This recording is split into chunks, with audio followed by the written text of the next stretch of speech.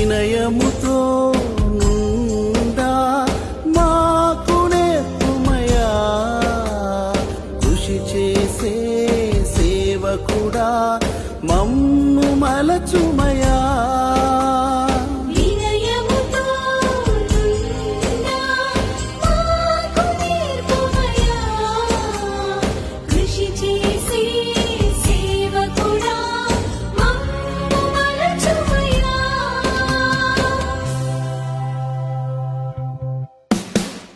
వియానిగార పాలక పునీతుడా,